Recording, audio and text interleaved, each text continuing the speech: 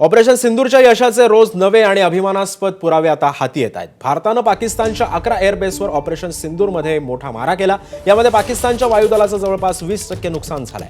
लष्करी परिणामानुसार 20% नुकसान हे मोठं समजलं जात आहे। 11 हवाई तळांपैकी बहुतांश ठिकाणी धावपट्ट्या, इमारती, एअर स्ट्राईक कंट्रोल यंत्रणा, रडार सिस्टीम, सिग्नल्स यंत्रणा मोठ्या प्रमाणामध्ये कोलमडल्यात। भारताच्या संरक्षण मंत्रालयानं पाकिस्तानी वायुदलाच्या नुकसानीची माहिती दिली आहे। सरगोदा, रफिकी, जकोकाबाद, शहबाज, भोलारीसह 11 हवाई तळं अक्षरशः बर्बाद झालेले। त्यामुळे आपण पाहतोय ऑपरेशन सिंदूरमुळे पाकला कसा दणका बसलेला आहे। ग्राफिक्सच्या माध्यमातून पाकिस्तानी लष्कर आणि हवाई दलाचे 50 जवान जवळपास ठार झालेले।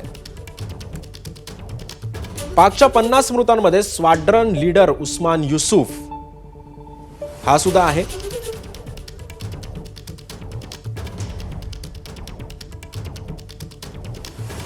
पाक हवाई दलाचं 20% इन्फ्रास्ट्रक्चर हे सुद्धा उद्ध्वस्त झालेलं आहे।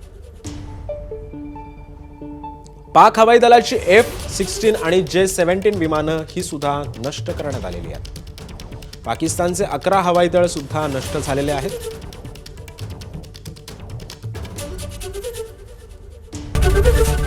एबीपी माझा, उघडा डोळे बघा नीट।